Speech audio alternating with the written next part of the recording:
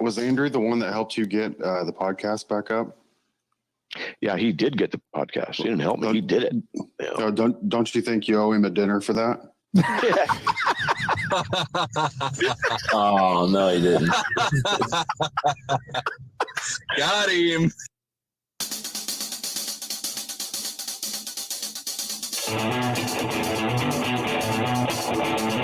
This is Apologetics Live with Matt Slick and Andrew Rappaport, part of the Christian podcast community.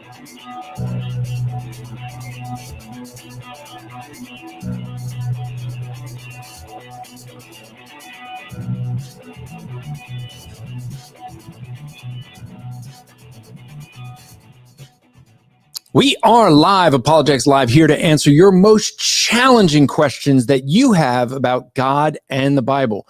As we say here, we can answer any question that you have about God and the Bible. No matter how hard you think it is, we here at Apologetics Live can answer it. Just remember one thing.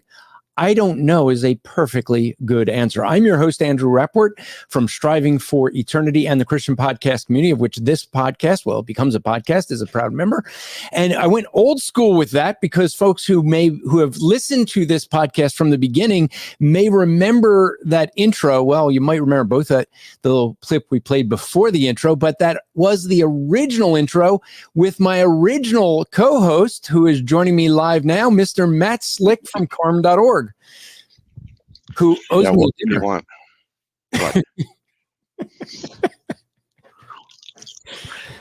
Oh, it's good to be back together again, Matt. Is it? Maybe for you. Now Amy is saying, Matt Slick Live. I did miss that announcement. So Amy is someone that has joined regularly. She's called into your show a couple times, and she is someone who I forget if she found you first or me first, but found each of us from one another. Has emailed, I would think, both of us lots of good questions, and has given a lot of good things for us to talk about on the radio and on the live stream. So for folks that don't know, and Amy's helping us, she's at carm.org. CARM stands for Christian Apologetics Research Ministry. I think you originally had a different name for that, right? Weren't you going to call it something else? Yeah, Christian Research Apologetics People. But I guess that acronym crap doesn't really work too well. Yeah, yeah. We were going to do, like Christian Research Apologetic Ministry, but that'd be CRAM.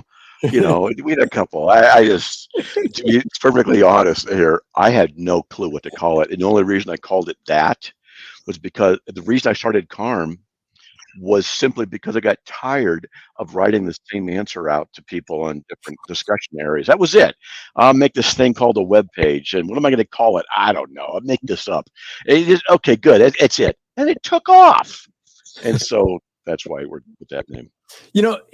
Talking to the history of that, folks may not know how we came up with Striving for Eternity. Originally, my plan was to call the ministry Eternal Perspectives, because that was the thinking of it, was that we should have an eternal perspective on life.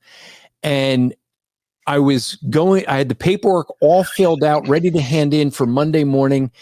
And I went to a pro-life conference for Christless Pregnancy Centers, and I met Randy Alcorn of Eternal Perspectives Ministries. Realized, oops, I can't call it that because there's already an Eternal Perspectives Ministry. So I had to quickly realize that the paperwork had to be changed. And therefore, I was like, well, what do I call it now? And I had been signing my emails Striving for Eternity. So that's what I ended up doing. That's how the name ended up coming out. But I'm not striving for it. I already have it. Yeah, well, that's why you should go to it, because this is for believers. It's not an evangelist. It is for believers. See, 1 John 5:13, these things are written so you may know you have eternal life. Yeah, that's right. I got it. It's actually more out of Colossians 3 that we should, have eternity, having eternity in our minds above all things. But specifically the verse 2, which says, set your mind on things above and not on things of earth. Yeah. But it's really, if you think of the quote, John, Edwards is most known for the quote, but it's not actually original with him. I had just did some research to figure out who originally it was with, but I don't know. I don't remember the name anymore. But it's that you should have eternity stamped on the inners of your eyelids, so that when you close your eyes, it's eternity that you see. That's a long way for a bad kind of but that's the kind of stuff I would do. So I guess, But it's a good thinking. So you have an article that you recently came out, and I was like, that is interesting. Let's see if we could discuss that. And I should mention that last week I did get some folks who last week we talked about the assassination attempt on Donald Trump's life. We got a lot of feedback. A lot of people thought that was very good, very helpful. The balanced approach that Chris Honholz and I had with that. I think that a lot of people appreciated that, appreciated some of the insight that with Chris's background in law enforcement, my background with the federal government, provided some good insights for people. And one thing that we got response that someone thought that we didn't handle well was the fact that people thought that we did not address that Donald Trump's turning of the head was a divine miracle. And so I figured let me address that to be clear on it. I don't think it was a divine miracle. I don't think it was a miracle because God didn't do anything supernatural in that instance. What God did was what could happen anytime. We all turn our heads all the time. Look, Matt just did it. That wasn't supernatural, right? So it was, a divine intervention. A lot of people are saying, well, I don't know that it was divine intervention either. It was what I would put in the theological category of providence. And there is divine providence, but divine providence is not miraculous. Divine providence is not out of the ordinary. It's the way God works with his creation. God holds every single atom in its place. You can look at Colossians chapter 1 on that, 15 to 17. But everything's held in place by God, by Christ. So in a sense, if you want to say that, then everything that happens is divine intervention. Because, why did God want Trump to be alive? Yes. How do I know that? Because Trump's alive. It's really that simple. So the thing that we're looking at is, was it something supernatural? Was it miraculous? Was it God intervening? I don't think so. It was God doing what he does in his providence. Matt, I don't know if you have any thoughts about the I'm looking at the comments and I did see your comment. I did see that Andrew from Australia says Matt owes Andrew too many dinners, LOL. And I guess you decided to respond with, which was very true. I got Andrew great on with the dinner on the 100th show. And folks, if you haven't watched, this is like episode 252, I think. But go back to episode 100, where we had a whole bunch of apologists in, and Matt got me back for buying him too many dinners, and it was epic.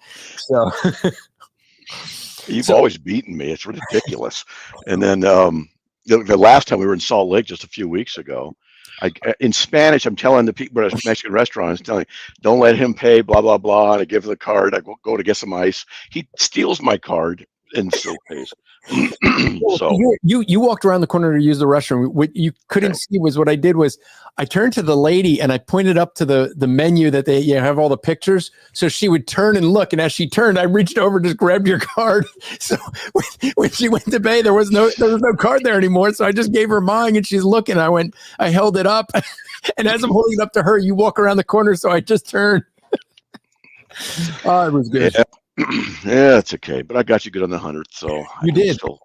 Yeah. That was epic. It was good. It was good. It was really good. So any thoughts you had? I actually haven't heard if you spoke any on the assassination attempt of Trump. No, people have asked me if it was a miracle or not. And I say, well, there's no way to know. It could have been that God did something. It could be that God didn't do something in his providence. He could set it up how we define as a miracle. Who knows? Did God cause a thought in his brain to move and he turned his head? It's possible. Did God cause something to happen? I mean, who knows? But maybe just one of those things in God's providence, and that was it. So I think, and I'll just pose this to you and see what your thought is. I think that when we see miracles, at least in Scripture, everybody knows it's an act of God, that it's miraculous. There's not a question of, is that a miracle? Is that not a miracle? So extrapolating from that, I assume that if God does something miraculous, everyone's going to look at it and go, that's a miracle. right. A miracle would have been like he's sitting there and 5 shots into his chest and all of them just stop right at his chest and fall down and he's got no vest on. That would have been a miracle. You'd say that's a miracle, but just turning your head at the right time. I mean, how many times have we done something in life where we missed something because we looked left, looked right, accelerated, decelerated, it's just whatever. And I just say, well, all in God's providence, let's move on. And that's all. Correct. Right. And that's why I think it is important for us to have proper categories for theology, because we don't want to, this is something you emphasize at carm.org. The precision in theology is important. I mean, how many? I'm waiting for you to get precise. I am. I'm just waiting for you to. You'll get there eventually in eternity. But oh, thank you. I mean, look, even R.C. Sproul agrees with me today. What do you say? Well, because he's now in heaven, so all his theology is corrected. So he agrees with me now. Okay, that's good. That's good. I guess the pride part is still there too, but that's okay. Hey, you're the one that's very proud of your humility. Bill McKeever said that. I stole it from Bill McKeever. Something else you stole from Bill McKeever. Bill McKeever is with Mormon Research Ministries, and so let's get into the discussion here. And folks who are watching, I'll encourage you guys to share this episode, what you're watching right now, on social media. Let others know, especially if you get some value out of this. Now, Matt, this is your screen up here. So this is the article. Why don't just go to the top of it quickly so people can see the full title. And this is what we're going to refer to and this is an article Matt put out there called, "What Political Party Would the Antichrist Belong to?" And first I want to ask you, what made you think of this as a article? To be honest, I don't know. I don't know. I'm serious. I was talking to some people about stuff, whatever. I don't like the Democratic Party. And I think we're talking about Democratic Party. It's bad, bad, bad, and it is. And it's the Antichrist. What party would he? So I think that's what happened. And then I wrote it, and it's been well received so far. But actually, Joanne, she works with me, she said something about, I could scroll up, it got banned, warned or something like that on a Really? On one of the social media probably Facebook. I think it was Facebook. Yeah. I wouldn't be surprised. Yeah. Even Andrew from down under in Australia, he says the Antichrist would belong to the Democratic Party. Yep. So even down under, they understand our politics well. Yeah, better than we do, apparently. Yeah. Yeah. So I don't see what it was. Yeah, but I think it was Facebook. Anyway, doesn't matter. Well, X has been a lot better for sharing news, for sharing things without it getting censored. I find it very interesting that Joe Biden, whoever announced Joe Biden's retirement from the election, I'd love to have seen what it was like actually when Joe Biden woke up in the morning and found out he resigned. Yeah, surprise. Interesting, they did it on X, right? They didn't go to one of their, more supportive platforms. But so if we look at this article, and examining it, what were the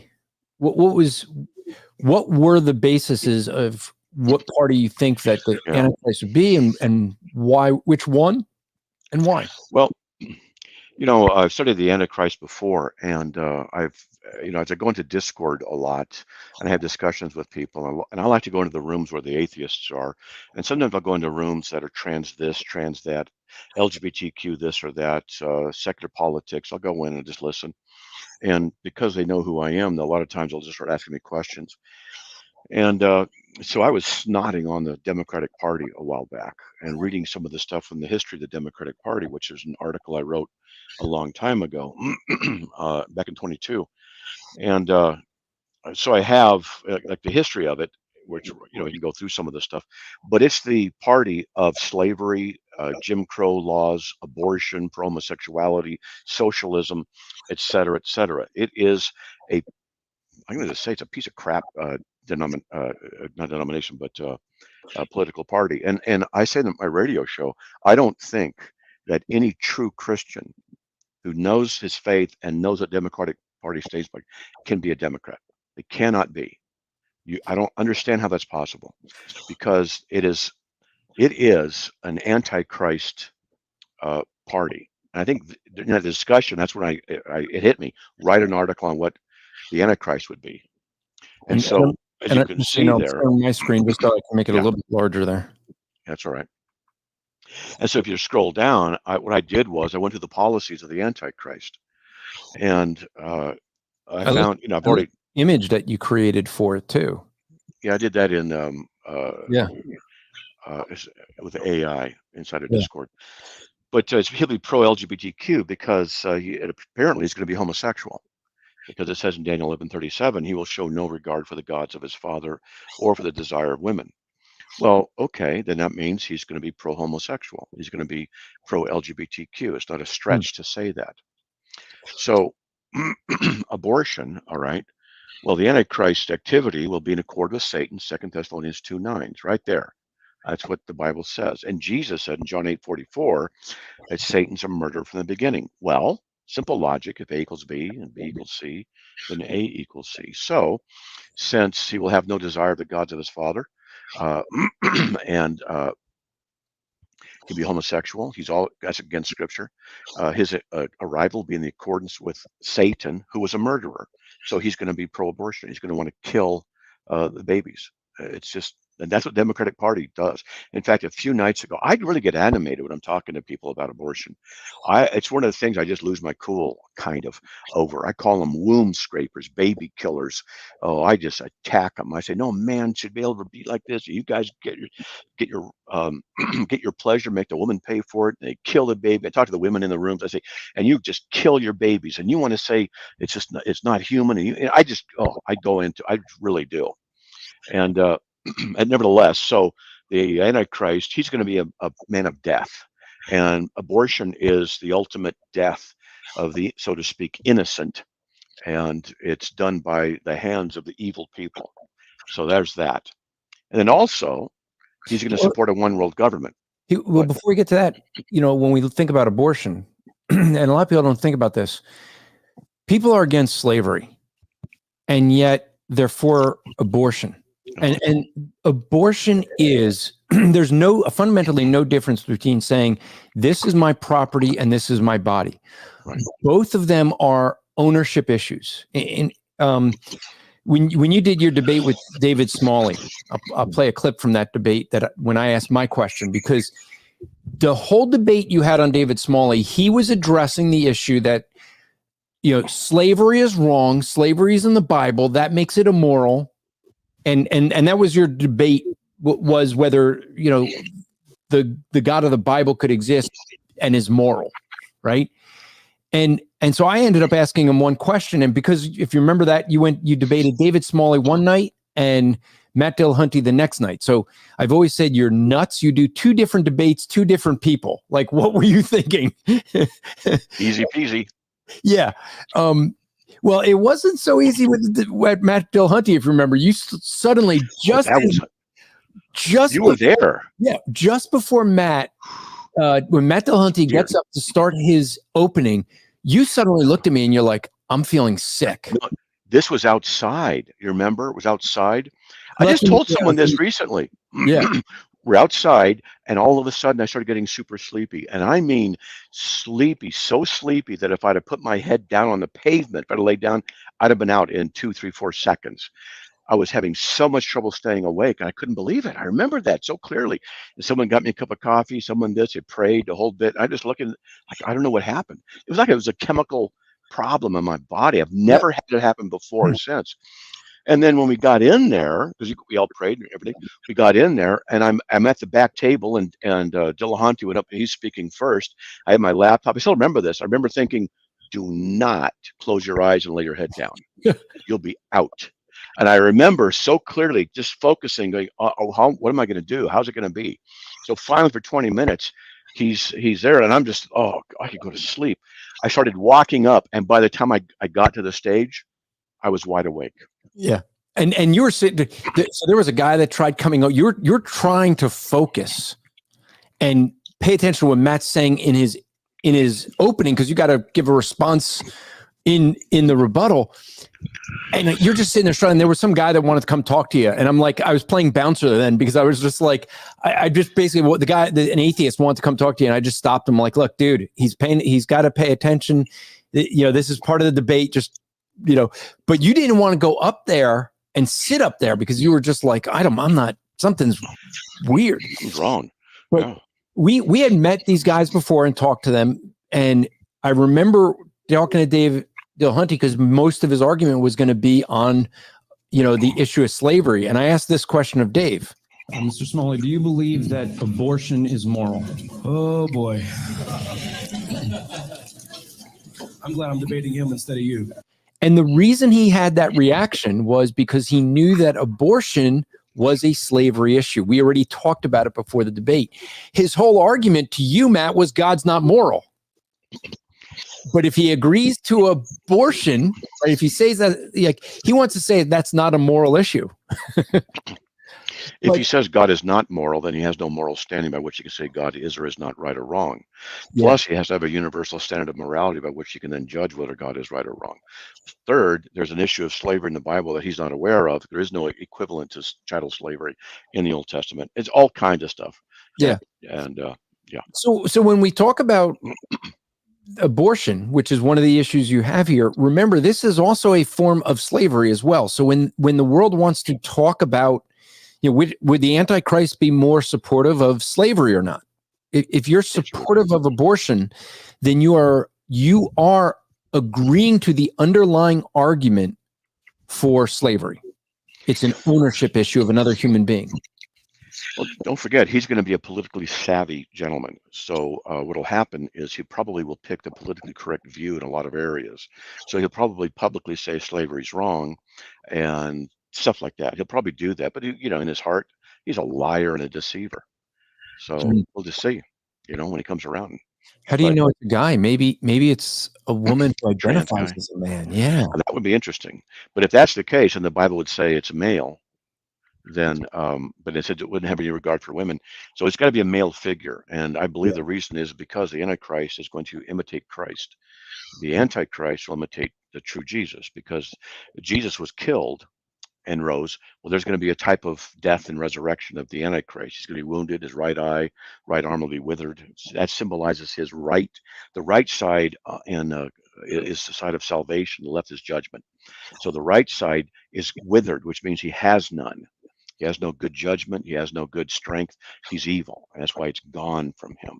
That's what the symbolism is there. But anyway, yeah. So he's going to want a one world government. And which political party do you know of supports one world government? It's let's see, which one is that? They made the claim that was what George W. Bush was trying to do. He was part of a group in the Skull and Bones, and that's what they were saying. Oh, he's going to be part of the one world government. And he did talk about things that they would use to say, see, he's part of one world government. Maybe he is. I'm not a Republican or a Democrat. I guess he's not the Antichrist. Yeah, but I'm not a Republican or Democrat. I think the Democrats, on the scale from 1 to 10, 10 being crap, they're at a 10, and the Republicans are probably at a 5 or 6. I like how Dan Bongiorno says it. If you ever listen to him, he says, the Republicans are not the solution to all your problems, but the Democrats are the cause of all your problems. Yeah, that's a good way to put it. not the solution to, but the Democrats are the cause. The Democratic Party is socialistic, communistic, Marxist, oppressive, and it wants to confiscate people. It wants to censor them. It wants to force morality on people according to their views, homosexuality, the alphabet mob. It wants to have compliance. They want to get rid of our weapons so that they can be in control. This is the demonic movement. It is demonic. Demonic. So what scriptures do we look at that supports that the Antichrist would support a one world government? Well, it's right there. Because it says in Revelation 13:7, it's given to him to make war on the saints, or with the saints, and overcome them. That's a whole nother topic. And authority over every tribe and people and tongue and nation was given to him. And then he provides that no one be able to buy or sell except those who receive the mark of his name. So in Revelation 13:7-17, that's where the one world government comes in. And we know that the Democratic Party, a piece of crap, just a Democratic Party, they want the one world government issue. They open their borders, let everybody come in.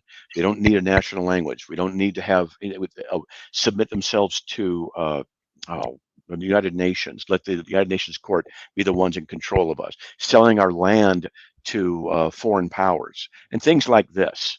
This is going on. The Democratic Party, in fact, I've said it over the radio many times. I believe the Democratic Party can be likened to a terrorist organization. Seriously, it is bad. It is bad. I don't see how any Christian can knowingly know what the Democratic Party stands for and also be a Christian. I don't see how those could be consistent. It's very interesting. If I'm finding that if I was to post something that's true about Kamala Harris, like the fact that I posted recently, the question of how do you have someone that's Jamaican plus Indian equals African American? And the response from professing Christians is, well, JD Vance is, and I'm like, wait, what's that? What anything to do with JD Vance? Like they were like, well, JD Vance was an atheist who suddenly becomes Catholic, who's married to someone who was Hindu and wants to raise the children Hindu. That's got nothing to do with Kamala, right? And it's like, well, okay, so what? Like, it's like they can't see. These are professing Christians. They can't see you post anything about the Democrats without bashing the Republicans. And I'm like, what makes a Christian like? Is there something untrue about what I posted about Kamala Harris? And actually, if we get time at the end, Matt, I saved some hate mail because I figured on Fridays if you listen to Matt Slick live on the radio or in his podcast, which is part of the Christian podcast community, on Fridays he usually does hate mail and kind of rates them whether they're good or bad. So I kind of saved up some hate mail, and we'll see whether the folks who hate me are as good in their hate mail as those who hate Matt. We can have some fun with that. So yeah, hate mail is great. I love it.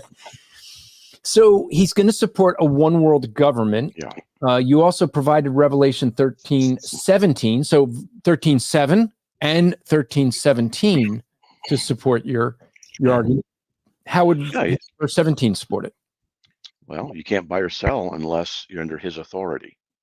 That means everywhere, because all the nations, every tribe, people, tongue, and nation is given to him. So inside of that governmental control, there's going to be a policy of submission to him. It's a form of pseudo worship.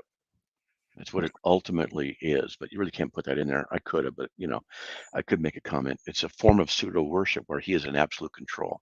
This is what the Democrats want to.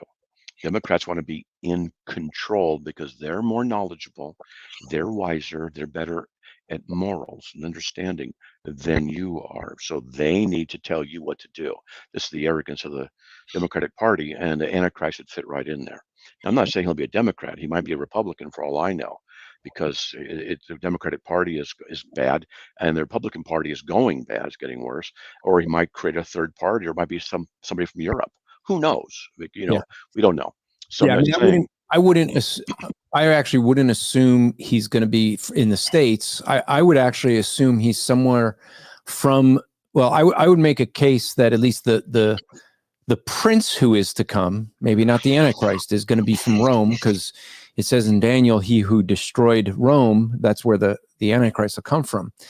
But I think that when we think about what you were just saying as far as the buying, the selling, and the wanting to control, I want you to think about, because some folks may not think this through. You look at what happened during COVID. During COVID, you had a president, Donald Trump, who was letting states decide what to do. So he allowed the states to decide whether they're closed or open. And the media and the Democrats were trying to push Trump to do something as at a federal level, which the moment he did that, they would have accused him of being a dictator. I mean, they're accusing him of wanting to be a dictator now, even though he allowed states to make decisions when he was in office, when there was pressure to take complete control. He left office, which they said he's never going to let happen again. He did it before. Why wouldn't he? Like, if he did it before when he thought they stole the election, why would he, not leave office when he knows his term limits are over, right? But look at what the Democrats are doing right now.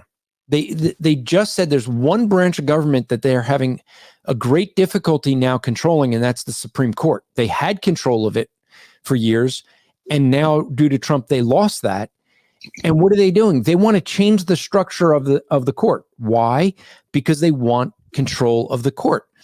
You now have a presidential candidate who no one voted for. They could have allowed for a primary in the Democrat Party. They didn't. In fact, what they did was they moved the DNC, their convention, to where now it affects whether they can get votes in Ohio. So what are they doing? They're voting right now, today. I don't know if you even knew that, Matt, but the Democrats are voting virtually today to vote Kamala Harris in as the candidate, so that she's the candidate in time for the ballots in Ohio. But here's the thing. Nobody actually voted for her in the primaries. They could have had a primary because they had two different people that were running. Robert Kennedy Jr., who they used political means to prevent him from being able to be put on any ballots in the primaries, and he now decided to run as an independent.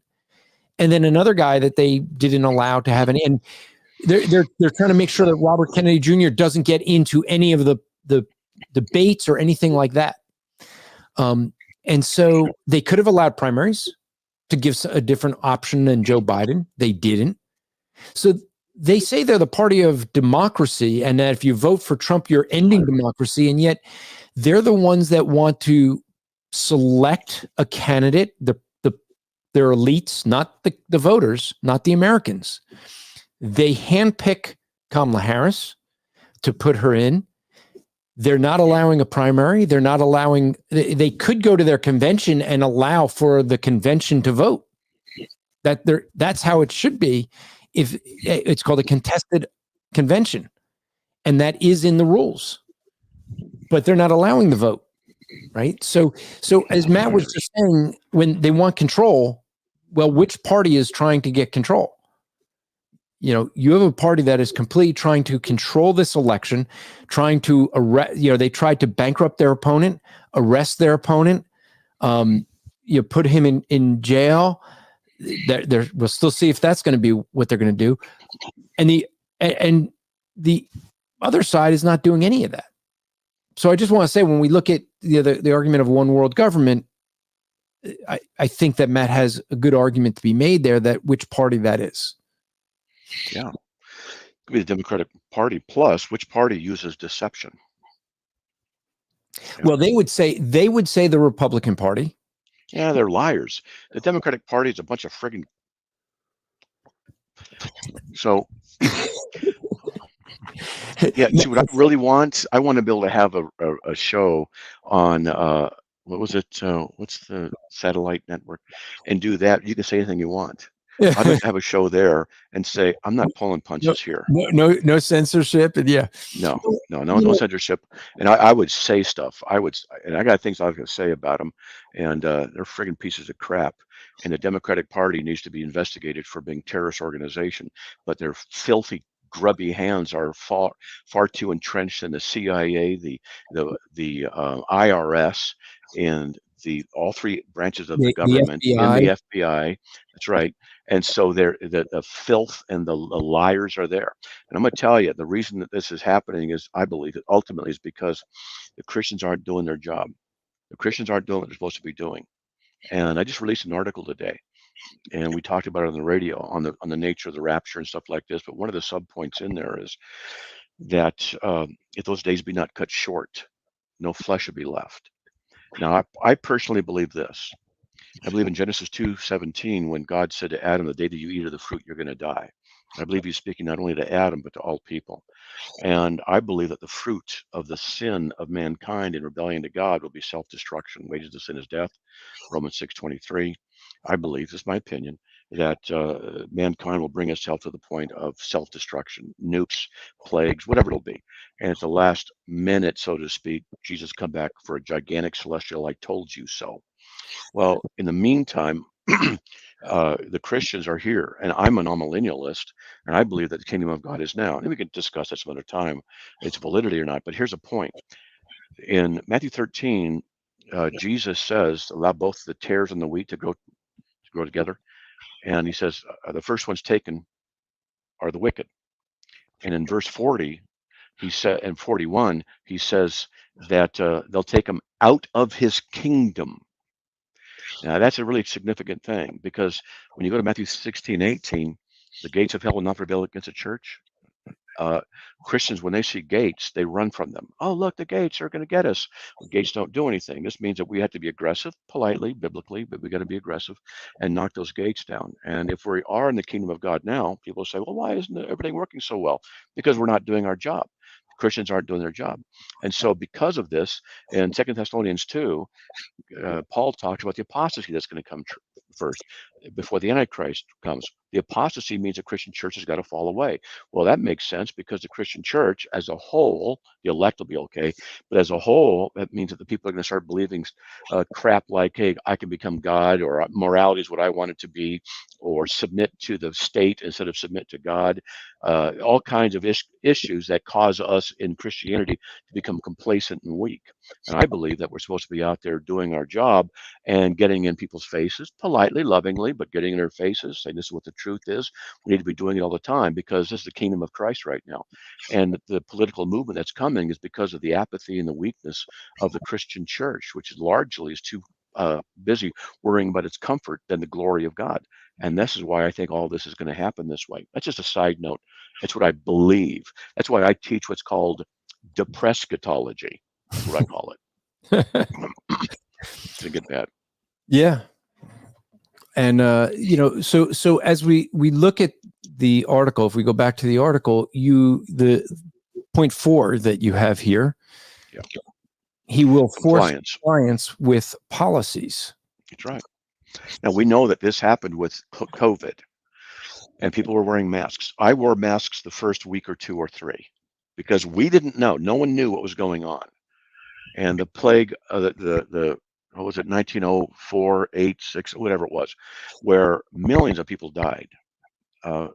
The influenza pandemic that went around. Okay, but after a while, the Spanish flu, that's what it was, thanks. Was that But it? after a while, we started figuring out, wait a minute. Well, then we got to wear masks. And I wrote, I don't know, 30 articles, 20, 30 articles on COVID, and did research. I found out stuff about the masks. It's a joke. It absolutely was a joke to wear masks. It actually made things worse, excuse me. But people, they just submitted to it. They just did whatever they were told. And if people's eyes are on the government and their next meal, their next paycheck instead of Jesus Christ, they'll do what they're told. And so he's going to force compliance. He provides that no one will be able to buy or sell except the one who has the mark. Now, what's this going to mean for those Christians who are around at the time, whatever your view is? That's going to be hell. You can't buy, you can't sell. You're going to be out digging through garbage, sleeping in forests, under cars. Who knows where you're going to be sleeping? And so it's going to be bad. And plus, there's I could really expand on it a lot more of the article, but there's actually more scripture that talks about those who destroy the Christians or think that they're going to be serving God. Yes. So there's going to be even more mayhem coming. Now, this was an article on what's the political party reference, so I didn't do everything. But here's something else. Jesus said in Luke 22:36, he said, buy a sword. Okay, so we have the right of self-defense. And I thought about trying to weasel into the text someplace, something where he would cause us not to be able to defend ourselves, not to have weapons. And I didn't want to make the scripture say something it doesn't say. I couldn't find anything that says or implies that the Antichrist will then want us to give up our weapons. But we could make the case that that would be the case if he wants compliance with his policies. Those with weapons won't want to do that if they're godly. So it would make sense that we could suggest that he will strongly want to remove our weapons. Which party don't want to do that? Democratic Party. Which gets us back to the Supreme Court, because they just passed they just ruled in the Bruin case, which basically says, hey, a lot of the laws that they were trying to do for gun control have just been tossed out the window. And the rules, having pistol braces finally is tossed out the window and things like that. So, yep. Yeah, and that affected a lot of people about the pistol braces. I know about that, because Andrew, who Andrew is, he keeps up on this all the time and lets me know. But the enemy wants to control, because the enemy doesn't give freedom. The enemy brings slavery. And the slavery party is a Democratic Party. It was founded on, one of the principles was to promote and instantiate slavery into society. And so they want control, they want power, and anybody who's a Christian, I do not see how you could be a Democrat. I do not see it. That's a problem. yeah. So the number 5 that you have here uses deception. You kind of mentioned this already, but maybe we could look at the scriptures that you provide for that. Yeah. Well, in 2 Thessalonians 2:9, he's coming as with the accord of Satan, with all powered signs and false wonders. That's deception. And 2 John 7 says the Antichrist is out already there. He's the deceiver and the Antichrist. So deception here, this is a theological point, because God is truth. The Antichrist will be liar. So what God stands for, the Antichrist is going to work against. In Christianity, government is supposed to be, and I have an article on biblical government. We can go to that too if you want. What's the biblical form of government? I did research on that and found it, but it's right in the scripture. But in Christianity, God wants to give you freedom and responsibility and culpability for your actions. You're responsible for your actions. But in the Democratic Party and socialism, they take all that away and they tell you what you're responsible for. They are the party of slavery. They want control. They don't want us to have our freedom. They don't want us to be able to defend ourselves.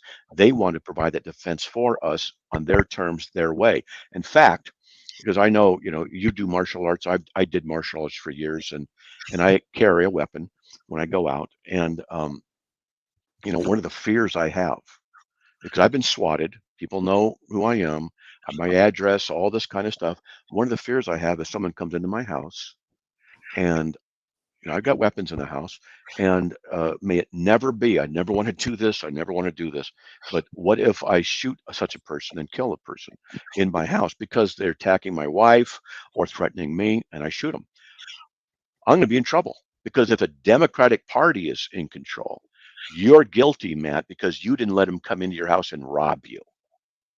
This is the kind of mentality that they have, and I'm fearful, because if the Democratic Party gets in control, I'm fearful that I'm going to be jailed, because I'm very outspoken against the Democratic Party, against the Biden crime family, against homosexuality, the LGBT mafia, against all this kind of crap, abortion and things like this.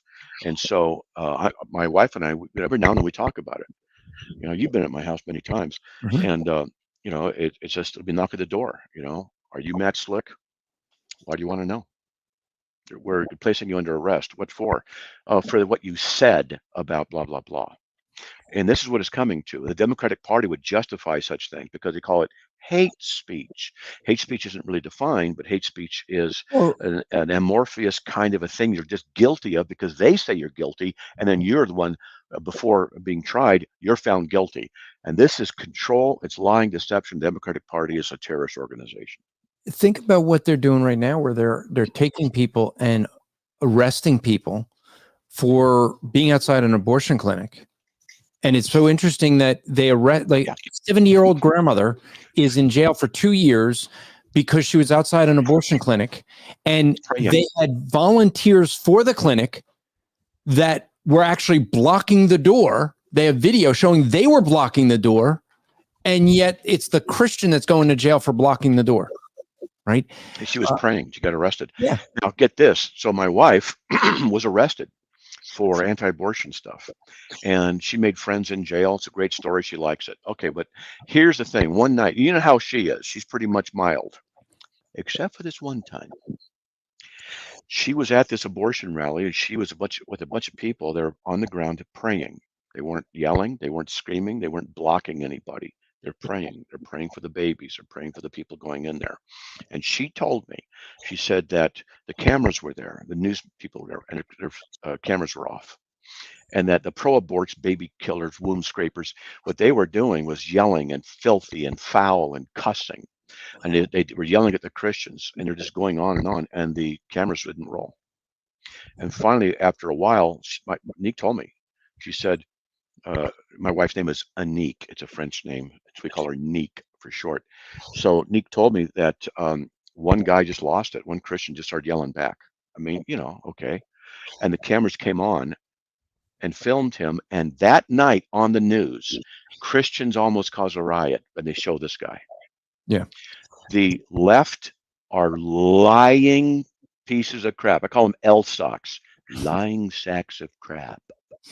Yeah, I mean, look at what you have going on with Donald Trump. When the first reports after the assassination attempt, we talked about it last week, where they're like, Trump leaves rally because of loud noise. Like, I mean, they're just yeah. So, this is what we end up seeing them doing. There was a question that we had here, Matt, from John up in Canada. He says, question, are you saying the Democrat Party is going to take over the whole world? No. That's not what we're saying here. The point of this is to say, in America, which party would the Antichrist be more aligned with? That's the point of the article that Matt has. So yeah, it definitely would be on the side of the Democrats more than the Republicans. Absolutely. Yeah. Yep. So, Want to keep going? Your last point, number 6. Yeah. Make war with the Christians. It's already mentioned. He'll speak out against the Most High and wear down the saints of the Highest One. And look at this is scary to me. Revelation 13:7. It was also given to him to make war with the saints and to overcome them. Now, that scares me. When I was in college, there was a very good professor. I went to a Lutheran college, a great professor. And I learned a lot from him in a Lutheran college. And someone asked him, Dr. Rosenblatt, if someone were to put a gun to your head and say, deny Jesus, what would you do? And he said, after like half a minute to a minute, just pause, the whole room was quiet. He said, I can only hope that I would not deny my Lord. He says, if I don't deny him, it's because of God's grace. And if I do deny him, it's because of my sin. I never forgot that. That was a very good answer. What would we do in that situation when the Antichrist is given the ability to overcome the saints, to destroy, to imprison, to kill, to persecute? Christians are going to be running all over the place. Now, the general mentality of Christianity in America is comfort. God will give you a big bank account. He wants you to be healthy. He wants you to be wealthy. I don't know who's pre-trib rapture or not, but you got to think, is that part of the comfort theology that is being given? I call it hammock theology. If you look in the Bible, Christians go through this. Jesus says, when you see this, run. When you see that happen, you run to the hills. People have to be there. Noah, he was in the destruction of the ungodly. He was there during it and was kept alive in the midst of it. And it goes on. So this is something that's going to be very, very serious. And in my heart, I want to prepare Christians for the Antichrist. I'm not saying he's going to be here in the next 5, 10, 20, 50 years. I don't know. But you better be aware and you better be ready, and don't put your hope in your comfort, in your bank account, in your cars. You put it in the Lord Jesus Christ. And part of the reason I believe that he lets so much of us go through so many trials and tribulations is to prepare us for the true trial and tribulation coming. If we are so comfortable that the slightest zephyr of difficulty comes to us, God doesn't love me, and all this kind of stuff, when the Antichrist comes, what's going to happen to the faith of people? I don't know. There's possibilities we could talk about, but it concerns me a great deal. I firmly believe that Christians have what it takes to take over the world for the glory of God and have a good world. I believe Christians aren't doing their job because they're not living as Christians need to, politically, socially, and in their families and other things. That's what I believe. Yeah, and I think that, look, there's a lot we could sit here and say, well, is it really the Christian's fault that these things are happening? Well, yes and no. I think that if we were to be more diligent in what God calls us to do, we would see different results. Look, politicians, I've said this all the time, politicians will follow the crowd. And if more people were Christian, if we were preaching the gospel so much more, that Christ would end up if Christ decided to bring more people to himself, regenerate more people, such that there were more people professing Christ, so that the rest of the world would feel to fit in, they need to do that, the politicians would follow suit. Look, America in its founding was not designed to be a Christian nation, but it used Christian values. And so what we end up seeing is that even guys like Benjamin Franklin, who was not a Christian, he spoke more like a Christian in his day and age than professing Christians do today, because it was the cultural expectation. He wanted to fit in. So, well, Christians are doing this. Which way is the doctrinal wind blowing? And so for folks that are listening on audio, Matt just stuck his finger up in the air to say that, see which way the wind is blowing. Yeah. So let's wrap up this one. We'll pull up a different article that you have that's in line with this. But so let's look at your conclusion that you had here. Yeah, I don't say which party he will belong to, but I say Scripture tells us that those who align themselves with the Antichrist will face a severe judgment. And so I wanted to give the gospel out there, and I put the last link there, the gospel, if people are made aware of it. And I was hoping that people would read this, and Democrats, because generally Democrats are not Christians. And so that the Democrats would read it and go, oh my goodness, my party, the Antichrist, wow, I want to shake them up. There's the gospel message. So I asked the question, do you know of a political party that aligns with most of or all the policies that are in accord with the Antichrist? I don't say which one it is, because who knows? But it's definitely, as most everybody I've shown this to goes, Democrat Party. So that's it. There's going to be a lot of stuff, a lot of running. It kind of reminds me of the movie Aliens. I've seen it 78 times. Goes back to the movie Aliens. That's right. There are scenes when they're just running. That's going to be the tribulation period with the Antichrist. It's going to be bad. That's what I say. It's going to be bad. All right. So before we go to the next article, because there's an article that you did not link here, and now I know why you didn't, because you of your intent with that. And I want to get to another article, which is the history of the Democrat Party in America. And so before we do, though, I want to encourage folks, like Matt was talking earlier, that he had that debate and he was just suddenly exhausted. And in case Matt has that happen again, I think the solution is that Matt needs to go and get himself a good cup of coffee from Squirrely Joe's Coffee. He needs to go to strivingforeternity.org/coffee to make sure he has a good cup of Joe that not only will keep him awake, which he obviously needs, but also he'd be supporting a good Christian family that is training their children to run a business and provide for themselves. And so Squirrely Joe's Coffee, the cup I'm having today, I just opened a new bag of encouragement. See, that's why Matt needs to get, the Squirrely Joe's, because Matt could get himself a bag of wisdom because he could use some, or maybe some integrity. Matt, you need any wisdom or integrity? I don't have any left. See, that's why you need a cup of integrity or wisdom or any of the other great names he has. Compassion, that's the one that Matt needs. He needs a cup of compassion. I fake that all the time. That's not a problem. Yeah. So if you want to get yourself a good cup of coffee, you can get it at whole beans, you can get it ground, you can get the 5-pound bags if you want for your church or for yourself. I have someone, our webmaster actually, both Matt and from our websites, both of us share the same webmaster.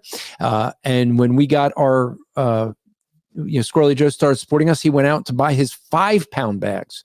So in case, Matt, you think that you drink a lot of coffee, who drinks, you just ask Josh whether he must drink a whole lot more than you and I combined, that he needs 5-pound bags.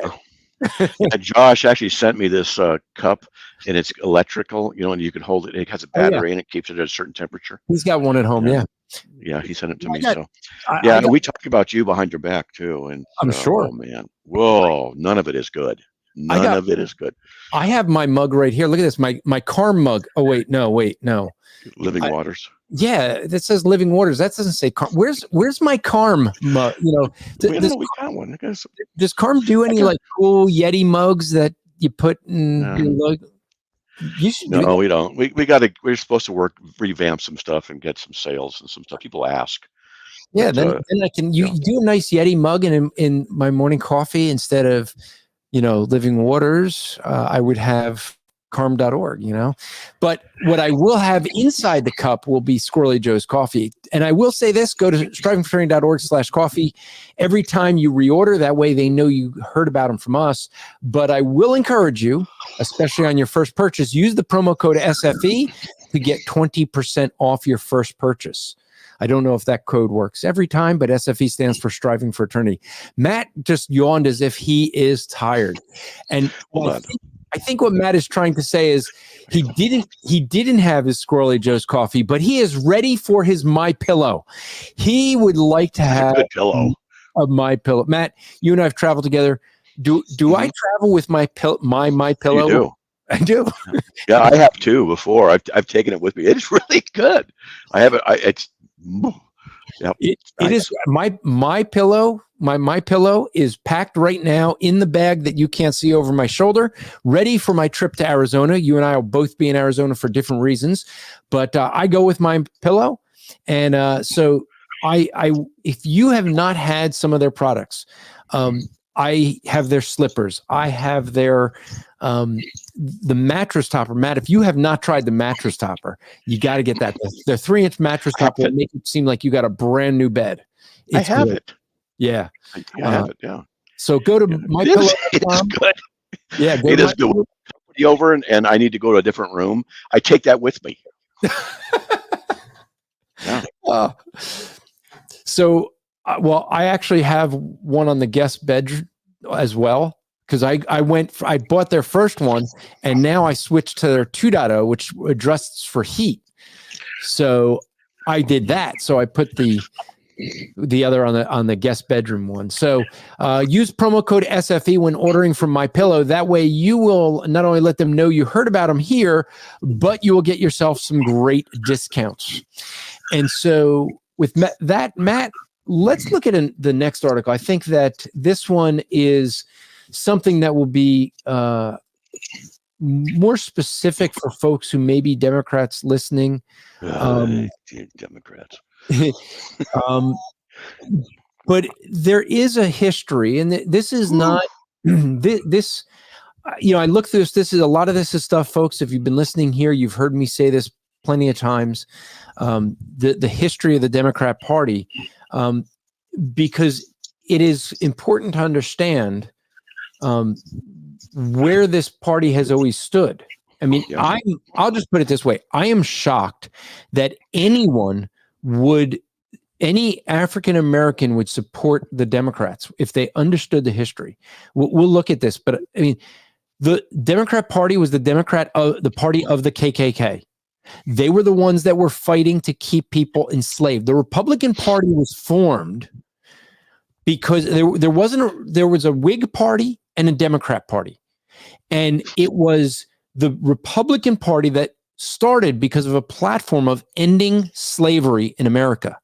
That was the reason that that there was the Republican Party. Abraham Lincoln was the first president. They lost the first presidential election. They won the next presidential election with Abraham Lincoln. And what was the result? An end to slavery, such that important enough that it would divide our country over the issue of taxes and slavery and become an issue that brought us to civil war.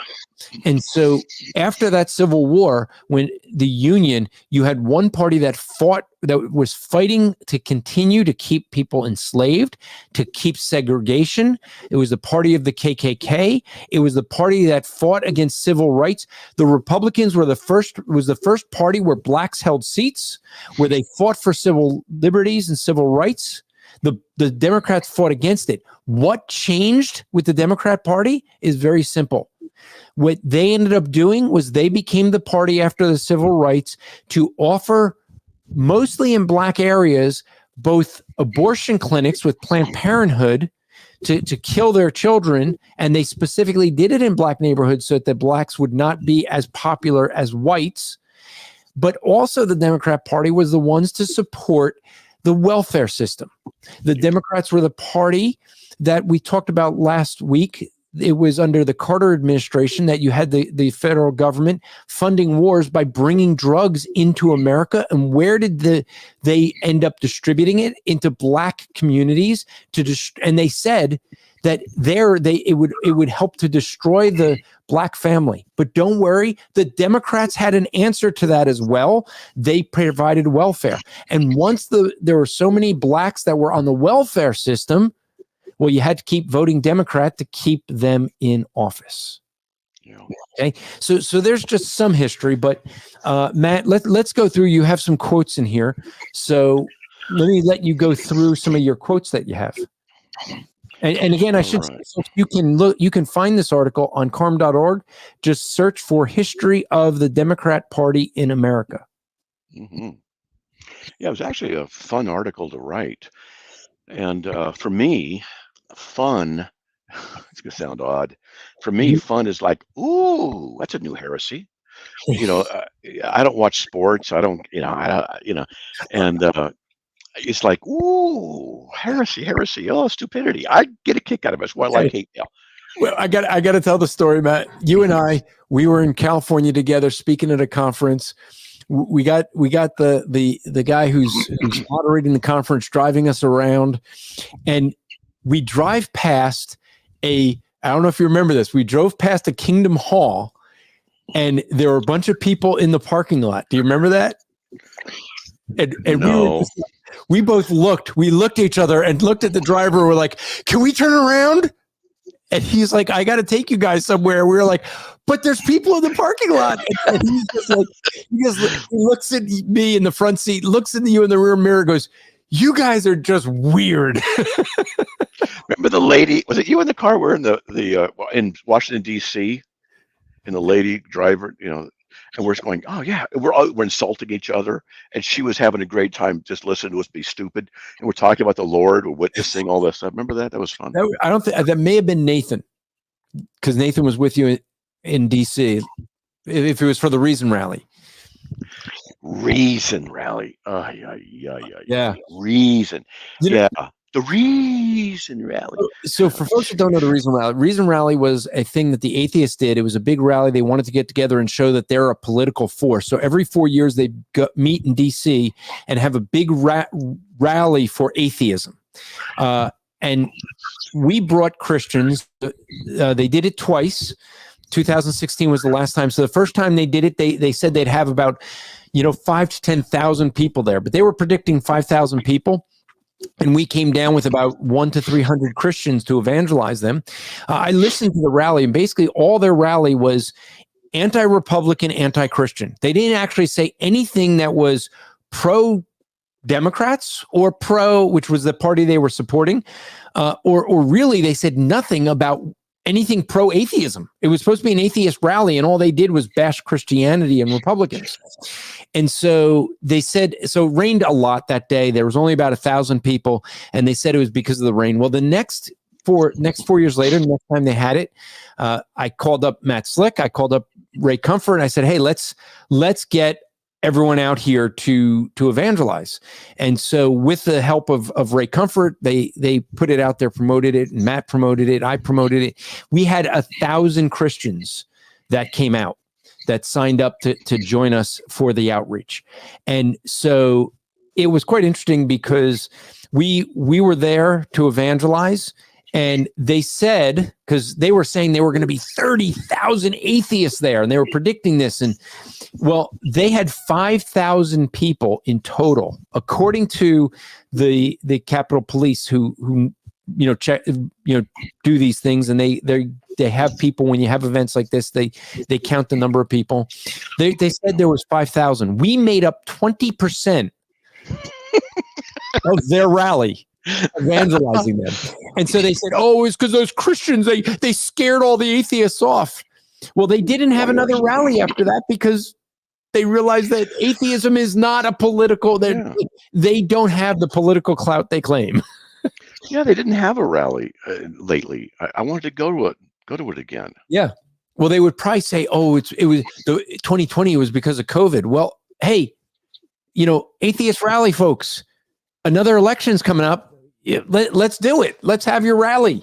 I want to do a CARM rally, but we could do a do a thing, apologetics rally. We meet someplace and just have people come in and we talk and we make plans and we see what people can do and then start reaching out. Yeah.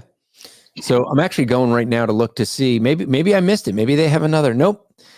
Reason Rally Coalition is proud to have hosted 2 of the largest of gatherings to celebrate secularism, identity, and speak up for reason in American history. Reason Rally 2012 and Reason Rally 2016. So the Reason Rally 2012 was atheists and secularists gather, and then Reason Rally 2016 was speak up for reason. Now, it was the largest gathering. They had 1,000 people the first year. We made up 300 of the 1,000. Okay, so we made up 30% of their first rally, and their second rally we made up 20%. So I guess they did a better job of getting more out there. But it is quite interesting that we made up 20 to 30% of their rally, and they claim it's the largest ever. You ever see SpongeBob where I think it's SpongeBob says you have to use your imagination. We had our kids. We'd do SpongeBob on Saturday. So I always say the Reason Rally because it's good make believe. Yeah, I have no idea what SpongeBob is. Yeah, it was fun when you have kids, but it was a lot of fun because I'd say to the kids, "Wait a minute, how come there's fire underwater?" And they would give me an explanation. Ridiculous explanations. It was a lot of fun. Well, at any rate, so the Reason Rally, there was not much reason there, and I try to have conversations with people. Aaron Ra was there, and I made eye contact with him, and we had a discussion once. He doesn't ever want to see me or talk to me again. That's because you're logical and he's not. Because I accused him of being a man of faith. Yeah. Oh, he did not like that. He can't prove everything. He cannot prove everything he does. He has certain philosophical assumptions that are necessary in his worldview. And, I bring this out, and it's an issue of faith. You can't prove it all. If you presuppose a validity of logic, that's a faith issue that you're having, that it's ubiquitous. And it means you presuppose. So how then can you be consistently and say you don't have any faith in anything? It's shoot fish in the barrel. And so, you talk to them there. I found out they don't really really do logic very well. You know, we did a real interesting thing at the Reason Rally, their first one in 2012. Lots of us were going around, and we didn't get good video footage of it because it was raining. Eric Coven, I think, had some that he tried putting out, but the first Eric Coven? Oh, he was out here just a little while ago. Oh, was he? Yeah. I talked to him. I was on the phone with him not too long ago, but Eric got us all to ask one question to start conversations. And it was great to do. We walked around and asked people, if I could convince you to your satisfaction that Jesus is God, would you worship him? Would you bow down and worship him? And they would go, no, you don't have any evidence. I said, but if I could convince you to your satisfaction, whatever your satisfaction is, and they'd be like, no. It's like, okay, then we don't have an evidence issue. So this is a religious issue now. And I'm not religious. You're not looking at the evidence. You're ignoring the evidence. So we're not dealing with evidence anymore. We're dealing with religion. Religious atheism. You know, I actually went to an atheist convention in Minnesota and was there and had some interesting conversations. I didn't go to start any trouble. People recognized me, which I was hoping they wouldn't. But I wrote an article when I got back, The Religion of Atheism. There were so many commonalities with religious systems that they did at the rally. It was interesting. But anyway, they bow to the god of rationalism and secularism and all this stuff, which is unfounded and ungroundable. So I'm really nervous about this, Matt. I don't think I'll play this, but if you check your text message, Cameron, a friend of ours, just sent me a video of SpongeBob imagination. Oh, I think Cameron's watching. Hey, Cameron, how you doing, buddy? There it is. Let's see. It's 1 minute long. Yeah. You can play it. It'd be fun. Yeah. Well, okay. I'd have to. It's up to you. I have to play it in a different browser. I'd probably end up getting some copyright strike, but let's because I do. You have fair use laws, though. Yeah. So if fair use laws, I just got to play it. Let me first.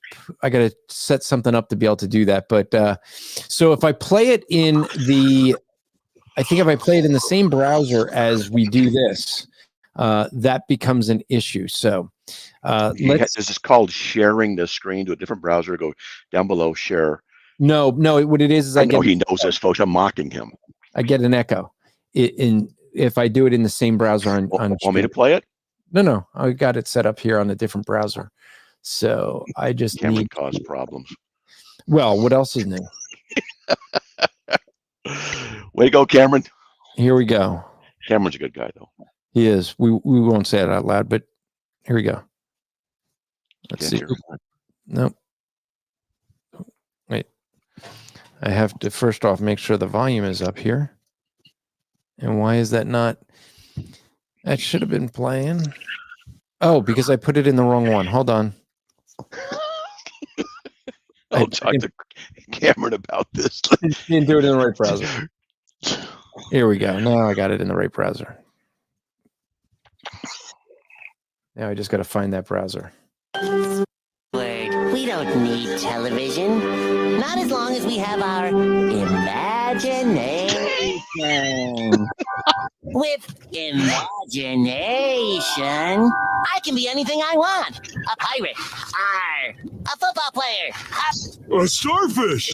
Patrick, you're already a starfish. See, Squidward, it works. The noises! How are you two making those noises? Well, that's easy. All you need is a box. And imagination. Are you trying to say I have no imagination? I have more imagination in one tentacle than you two have in your whole bodies. That's good. Now all you need is a box.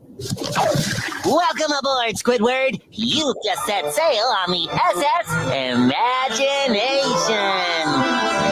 It's about imagination. All right, fine. All right, so there you go. There's the imagination. That's right. That's why I like to say Reason Rally. It's just ridiculous. Oh, so what? I guess I'm concerned. What's with the rainbow that they they every time he says imagination, they show a rainbow. I don't know. Yeah, interesting, isn't it? Yeah.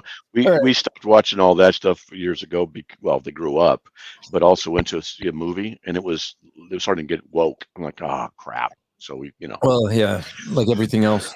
So yeah, let's same with the Muppets. Anyway, let's wrap let's up. get back to serious stuff. Yeah, Yeah. So you have this article that you put out on the history of the Democratic Party. Yeah. Do you want to go through that or some of the quotes? whatever you want. You're Well, I the think some of the quotes would be BMOC. good. Why don't you which quotes do you want to go do? And I'll just put those up, make sure those are on screen. Well, we can see it right now. I mean, there it is. Number one, Democratic Party was formed around the election of Andrew Jackson in 1828.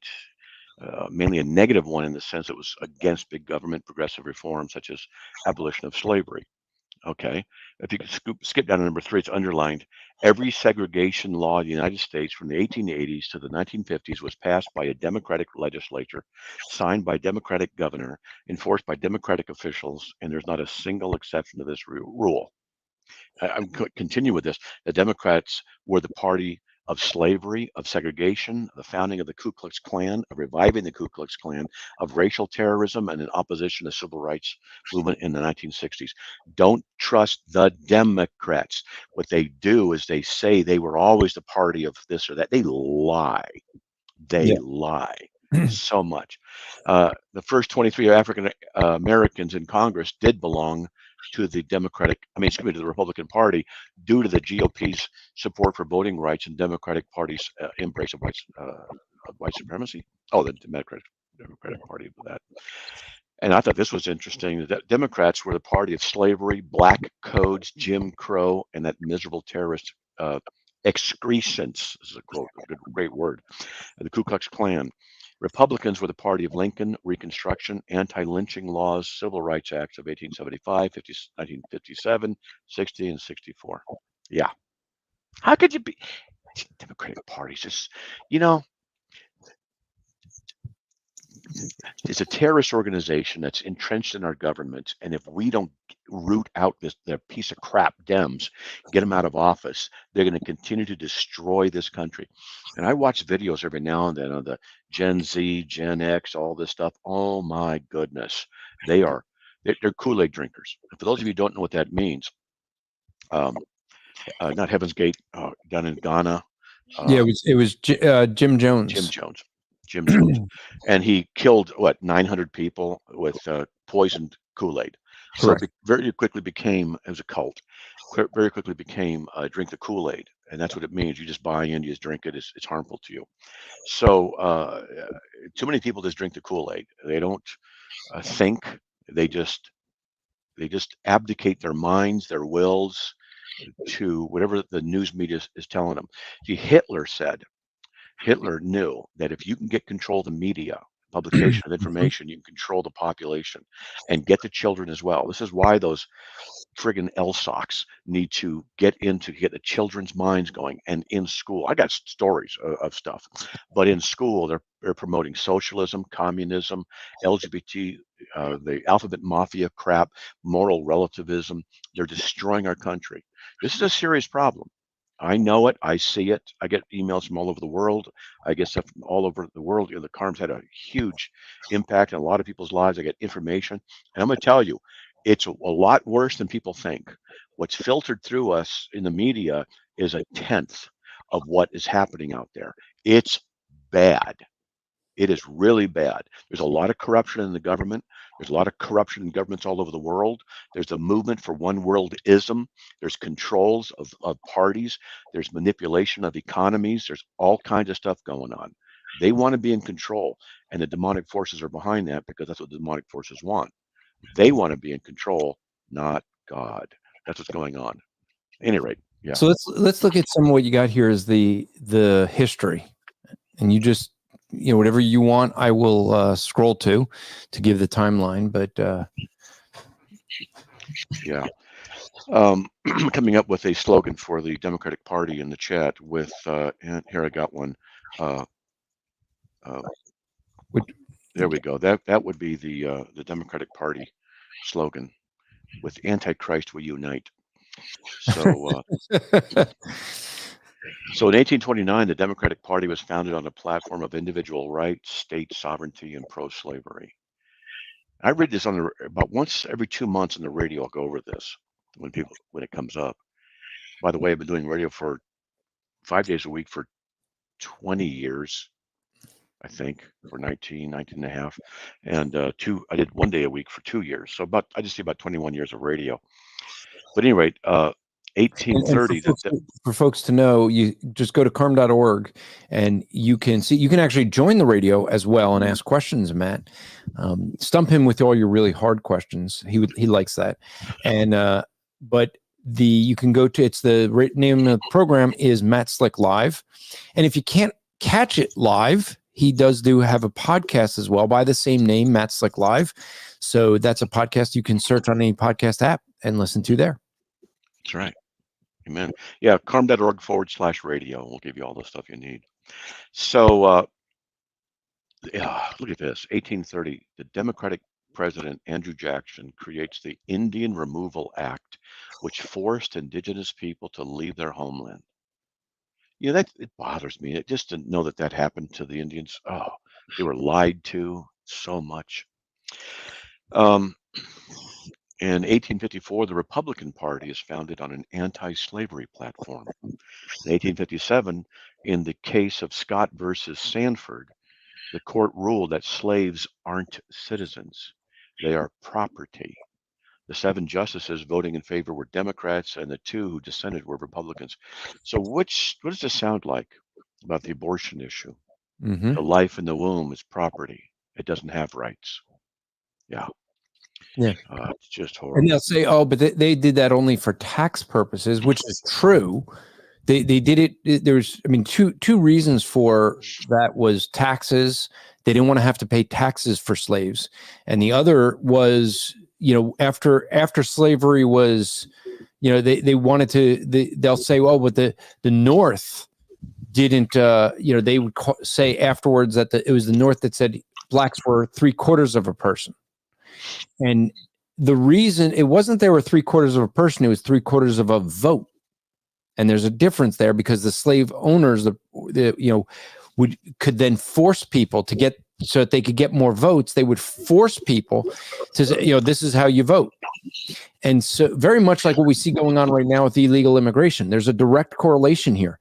You had the Democrats who used blacks to vote a certain way to get the votes they needed to affect elections. And now we have the Democrats who are opening up our southern border for the purpose of getting votes. They need names for ballots. Okay. It's all about the ballots, and they need names for that. And so having all these people whose names they now have, they have people who they could vote for. So and look, if you're saying, oh, the Democrats wouldn't do that, the Republicans just passed a bill that stated that only American citizens federally, they wanted to put a federal law so that only American citizens could vote.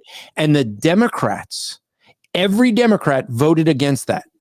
Well, that tells you that they want people who are not American citizens to vote. Because it wasn't one of these bills that had a whole lot of things in it. It was very clear, very simple, only Americans vote. It makes sense. I'm from moved here 20 years ago from San Diego, and I worked at a hospital registering patients. We were about 45 minutes north of Mexico on the border, okay, give or take. And not all of the Hispanics were bad. Some of them were very great people, but it was common to not be able to communicate with people because they didn't speak English. I remember once I was in the hospital registering somebody, and I speak enough Spanish, and I was saying, okay, are you pregnant? She said, yes. Okay, about how far along, and how many children have you got? These 3 kids are all yours? Yes. And you're pregnant with okay. Where's the father of this child? Don't know. Is he the same father as that child? No. Where's the father of that second child? I don't know. Is he the same father of the 3rd child? No, he's not. Where's the father of that child? Don't know. There's a man sitting next to her. Is that the father of one you're pregnant with? Yes. Are you married to him? No. How long have you been in the country? 8 years. Do you speak English? No. This is representative of a lot of what happened, and that's not all. There's some very good Hispanics with character. I met a few, but this kind of a thing is what is brought in when when you just open a border up and you let anybody come in. These are the illegals who came in, and we wouldn't turn them in, and we wanted to get care and stuff like that.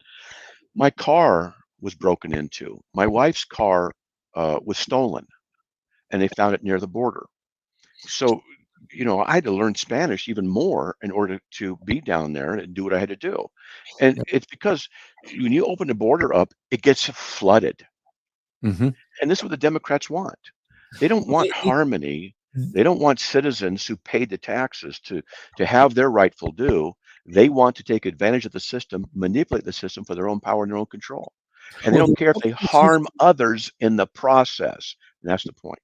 The Republicans used to control California until they flooded the people in from the border, got them voting Democrat. Now California is purely Democrat. The Republicans tried something that at first I thought was very dangerous. I was very much against. When Barack Obama was president, he wanted an amnesty bill, and the Republicans, they voted for an amnesty bill that had every single thing that Barack Obama wanted except for one thing. There's only one thing they left out.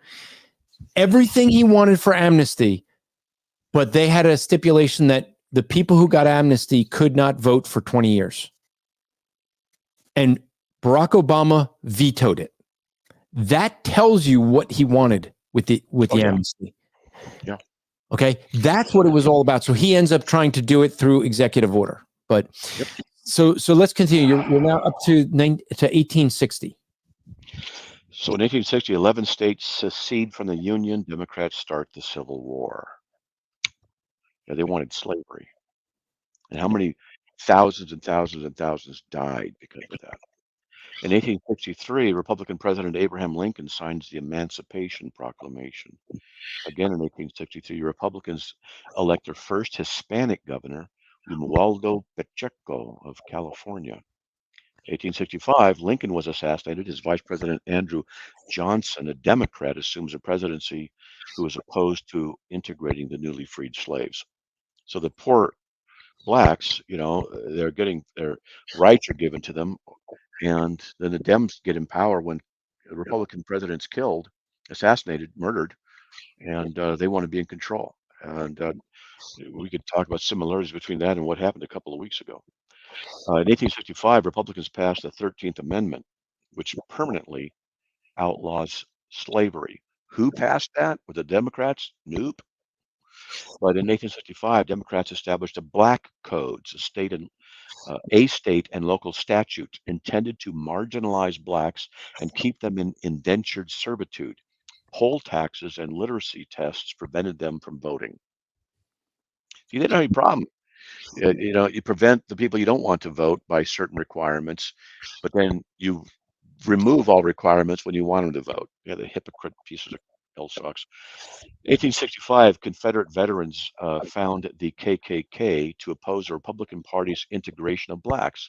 Its first grand wizard was a Democrat named Nathan Bedford Forrest. Yeah. 1868, Republicans passed the 14th Amendment giving blacks citizenship. It was opposed by the Democrats. 1868 again, Republicans passed the 15th Amendment giving blacks the right to vote. No Democrat supported it. 1868 again, KKK Grand Wizard is honored at the Democratic National Convention. Could you imagine that? We've got the street to the day with the Gen Z, Gen X. Say, one of the political parties in the 1800s hosted, honored the KKK Grand Wizard. Which party was that? Oh, the Republicans. That's what they would say because they're so conditioned. It's not that long ago that there was a Grand Wizard who just died, Representative Byrd, and he held the seat longer than I think anyone in history was, and Joe Biden was there praising this guy who is a KKK Grand Wizard. Yeah, that's bad. And Amy's right in the text. Why are so many blacks Why are so many Dems. black Dems? And the reason for that is because the Democrats realize that if they, after they destroyed, and this is the thing you have to see as a pattern with the Democrats, they cause a problem and then say they're the only solution to the problem. Yeah. So they caused the problem in the black communities by destroying the black family, and then claimed that the blacks need them as the solution to it by welfare system. And then once people are on the welfare system, look, I had this with a guy, he passed away, but I went to church with him. He claimed he had, OCD. He couldn't work. He was on a welfare system. Once he got onto government assistance, he was capable of working. He knew work would be good for him, but he was so afraid that if he got a job, he could never get on the government welfare system again, that he ended up staying on in the system, knowing that it was, hurting him. But he did that because he was so afraid that, hey, I got a guaranteed check coming in for the rest of my life. I don't have to worry about it. If I go get a job, I could lose that job, and then what do I do? So we once face they have that issue on the system, they keep voting for him. But we face they're a waking similar. up now. They're waking up now. Oh, yeah, they are. Yes, they are. But I face a similar issue with CARM, with people that have disabilities. They want to work and volunteer with CARM. I can't pay them because if I do, they lose their benefits. This is a real problem, Yeah. Well, anyway, so in 1869, Reconstruction ended. Democrats reestablished white supremacy in the South with Jim Crow laws that legalized segregation. It would take another 100 years to abolish. Way to go, Dems. 1871, Republican President Ulysses S. Grant dismantles the KKK. 1872, Republicans elect the first African-American senators and representatives. 1877, quote, when Reconstruction ended in 1877, Southern Democrats regained power and began passing and implementing legal restrictions such as the poll tax, literacy tests, and grandfather clauses, effectively disenfranchising much of the new African-American electorate. Gotta fix that typo. In 1878, Republican Senator Aaron Sargent introduces a 19th Amendment to give women the right to vote. The Democratic-controlled Congress vetoed it. In 1911, Democratic President Woodrow Wilson stuffs his cabinet with Dixiecrats, powerful Southern Democrats, and set back the cause of civil rights for decades. 1918, the KKK is reestablished, targeting immigrants, Jews, and Catholics, in addition to blacks. 1919, Republican Congress passed a 19th Amendment guaranteeing women the right to vote. This is a Republican Congress that did that. And note, it says that Democrats, it says under the leadership of Democratic President Woodrow Wilson, the U.S. Constitution was amended to grant women the right to vote. Notice how they try to take credit for what now is good, but then they work against it. They're hypocrites. In 1922, Democrats try to keep lynching legal by creating filibuster in the Senate. I mean, think about that. Lynching. Well, Killing and now they're the ones saying that, like there was the NASCAR driver who had a rope hanging from the garage and it had a loop on it so that you could grab the handle and pull it down. And they were like, oh, see, he's racist. That's a lynching. He's trying to say that they should lynch blacks. It was the Democrats that wanted to keep lynching legal so that they could continue doing it. Right. Yeah. Yeah. They make, like you said, they create problems and then they want to be there to solve it, according to them. It's called thesis antithesis. To be fair, people will say, well, that was the old Democrat Party. Democrats are different today. I'm saying that as we go through this to show they haven't changed. They've continued to want blacks to be enslaved. They continue to want to get their power off the backs of black people. That's been their consistent history. Blacks are waking up, though. They're waking up. They're saying we had enough of this. Anyway, in 1922, Democrats, I can't believe that, trying to keep lynching legal. It's murder. Let's do this. We can lynch them. We can accuse somebody, get a mob together, and go kill them. Let's keep it legal. Gosh. At any rate, 1929, Republican Octaviano Larrazolo becomes the first Mexican-American senator. What party was he of? Republican. Oh, crazy. Yeah, how about that? And 1929, Republican Charles Curtis becomes the first Native American VP, vice president. 1939, Democrat and KKK cover girl Margaret Sanger. Ooh, yeah, she's great. Created the Negro Project and Planned Parenthood to cull the black population. Oh, murderers. 1954, Republican lawmakers outlawed segregation in public school, opposed by state Democrats. Republican President Eisenhower sent in federal troops to enforce the law. Yeah, even in the 50s, the Democrats were still being butt heads. 1959, first Republican Asian Senator Hiram Fong is elected. In 1964, President Johnson successfully runs an ad titled, this is important too, Confessions of a Republican. Democrats learned that by accusing Republicans of racism, even without evidence, they can gain political power. Now, I want to tell you a story. Does that happen today? Oh, hey. So I'm going to tell you a story. I won't tell you his name, but he ran for the Senate in Missouri, and we're sitting in a car and we're talking. He's a Christian. And he said that what happened was he ended up losing the election. What happened was he was being honest, being forthright, and the Democratic opposition started spreading lies about him. Just made up stuff. Just made it up and let it go public. Gossip, false accusations, lies. He said he spent most of his time defending himself, but he as a Christian wouldn't do the same thing to him, the other guy, because it's lies. So he spent most of his time defending and defending and defending. It was bad. And he said then the day before the election, there's this one particular geographical area, sub-county, that was incredibly important for who's going to win. And in that county, all of the voting machines stopped working the day before or 2 days before. And then new ones were put in from the company that was run by Democrats.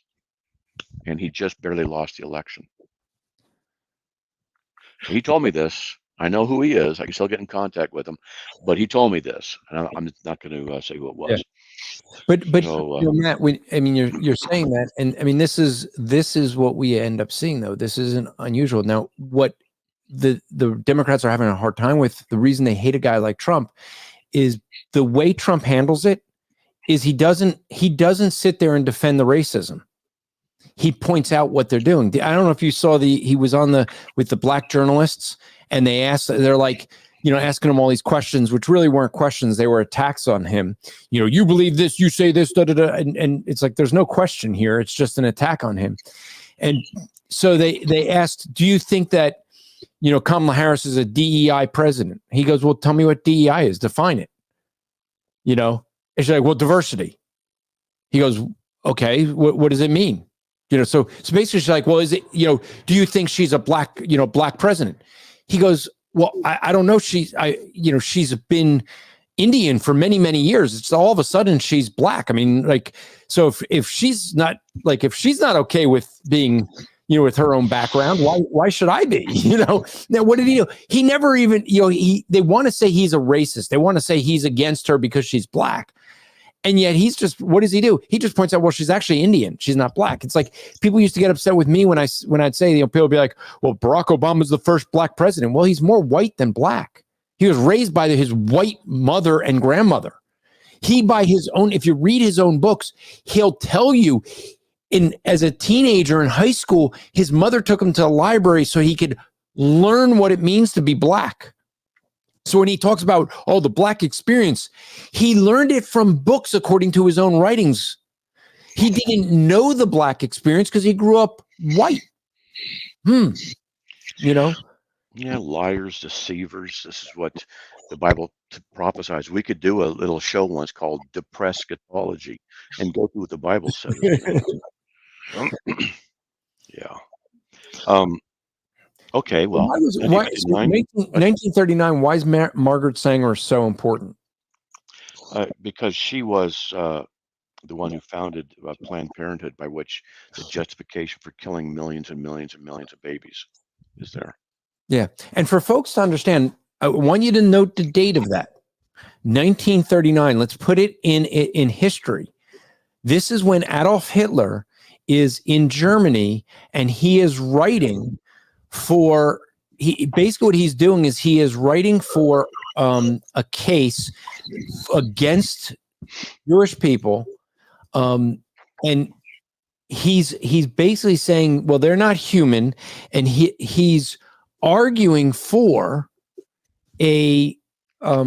essentially he's arguing for what we would refer to as a social evolution. It was called I'm trying to remember the full name, but eugenics. I think I'm not pronouncing it properly. I forgot how to pronounce Eugenics project. Eugenics. That's it. Eugenics. So here you have Margaret Sanger at the time of Hitler, seeing what's going on over there in Germany, seeing the eugenics project that they're doing there, and she is applying that here in the United States with the help of the Democrats. And Planned Parenthood is still supported today by Democrats in black areas, when the purpose of it, and if you read Margaret Sanger, her purpose of it was to limit the growth of blacks. And thanks to Joanne, I'll put the link here in the chat for folks to look at. But again, this article, just go to carm.org and search for history of the Democrat Party in America is the full title. But if you go, there's a link. So thank you for that, Joanne. By the way, I should give a plug for Joanne.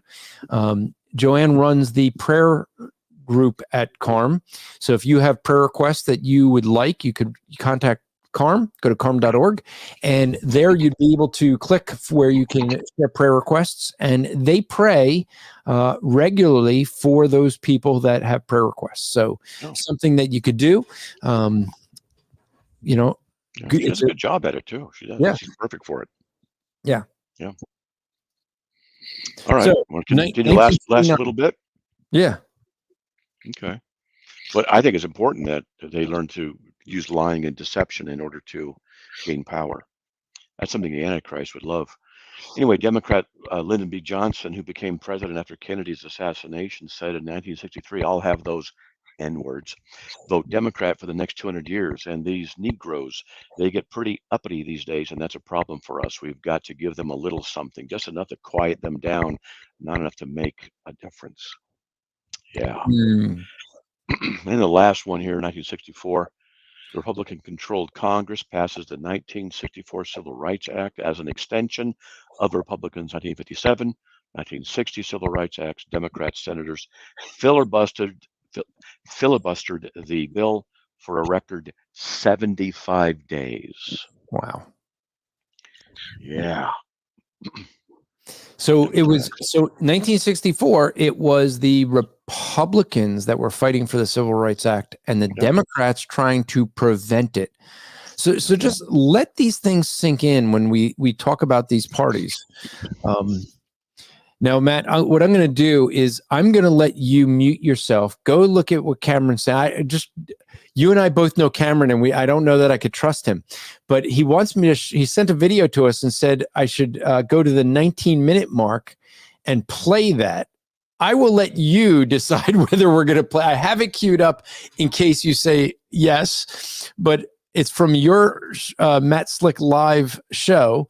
So I will let Matt check that out while he mutes himself, so we could see whether that is something that we should play or not.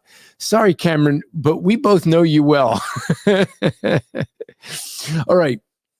So what I will mention is we will both Matt and I will be in Arizona next week, and you're still muted, Matt. Are you back? Did you unmute? Yeah, I'm back. I'm glad he found that. Thanks, Cameron, because it's a great insult that the guy gave.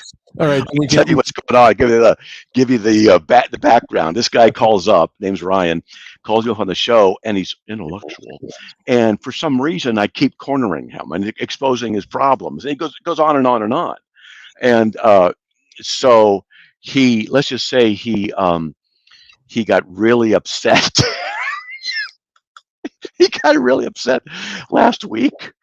And I think it was last week. At any rate. Yes, I remember this one. I know exactly who you're talking about. Yes. Yeah. And so he started insulting me, and all I could do is just hit mute, hit gone. That's all I got to do. And I go, no, I'm going to let him go. And he did this whole thing. And I'm like, yeah, it's awesome, because he couldn't out-argue me. I mean, I'm sorry, but he couldn't. He doesn't know what he's doing.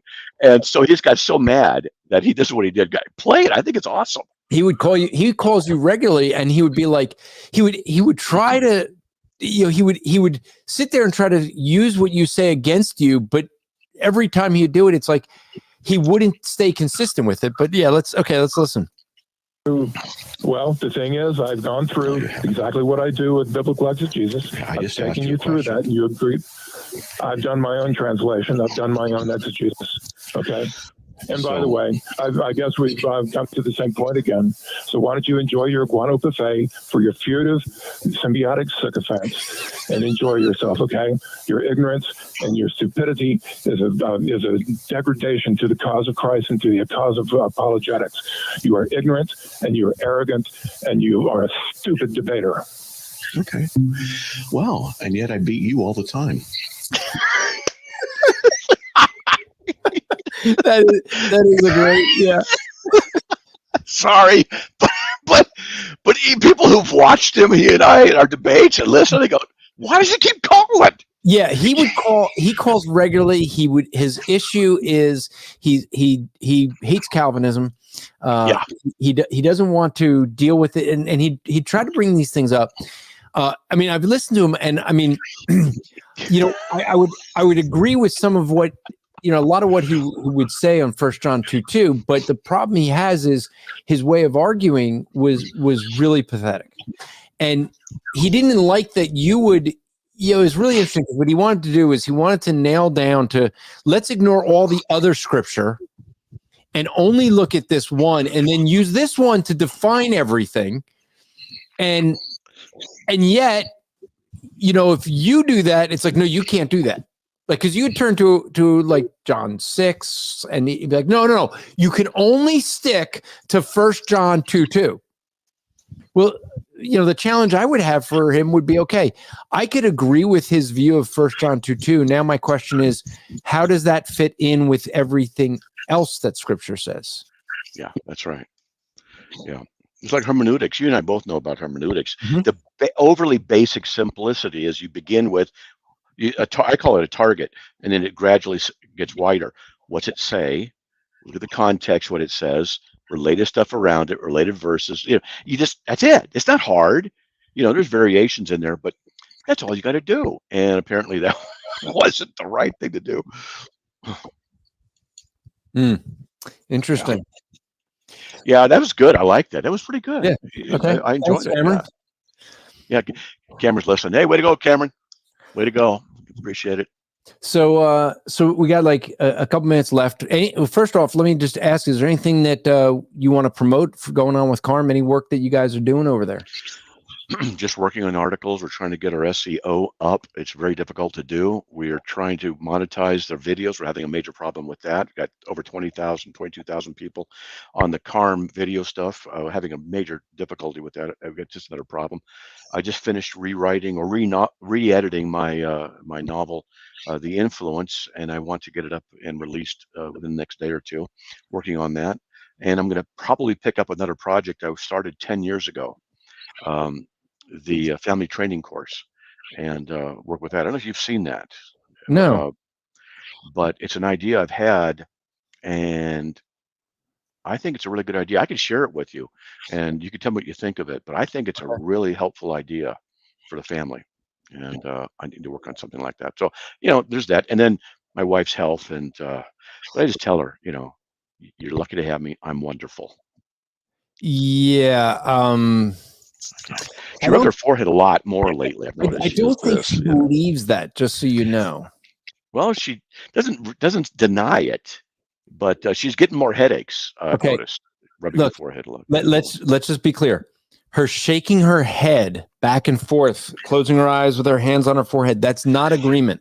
It's not. I thought it was. No, and she just no, that's not doesn't say agreement. anything. That's right. Yeah. So That's her just going, he's helpless. hey, we've married 36 years, so I think I got her trained. We'll figure it out. Yeah. So let me mention for folks who are watching live this week, we'll put out where I will be next week is at the Christian Responsibility in an Unchristian World. This conference will be held in Vail, Arizona.